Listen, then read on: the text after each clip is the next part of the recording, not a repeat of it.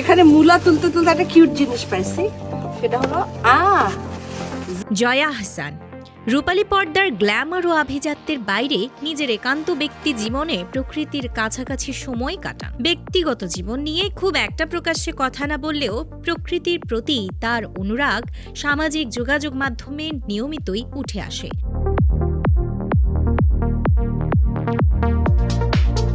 সম্প্রতি শেয়ার করা এক ভিডিওতে দেখা গেছে নিজের ছোট্ট বাগানেই তিনি খুঁজে নিয়েছেন প্রশান্তির ঠিকানা। নিজের হাতেই করছেন বাগান পরিচর্যা, কখনো কোদাল দিয়ে মাটি আলগা করছেন, আবার কখনো বৃষ্টিতে ভিজে বাগান থেকে নিজের হাতে শাক তুলছেন।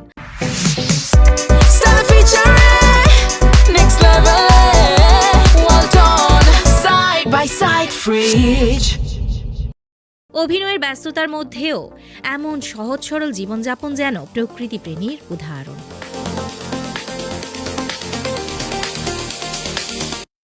ভিডিওর ক্যাপশনে তিনি লেখেন, মাটির কি অদ্ভুত শক্তি, প্রকৃতির এই অপার সুন্দরতা মাটি থেকেই শুরু। মাটির সাথে মানুষের গভীর সম্পর্কের কথা তুলে ধরে তিনি আরও বলেন, সবকিছুই মাটি থেকে আসে, এই মাটির নিচেই লুকিয়ে আছে জীবনের সব নীরব রহস্য। অভিনয়ের পাশাপাশি প্রকৃতির প্রতি এই নিবিড় ভালোবাসা জয়া আহসানের ব্যক্তিত্বের ভিন্ন এক দিককে সামনে এনেছে, যা ভক্তদের মধ্যে ইতিবাচক সাড়া ফেলেছে।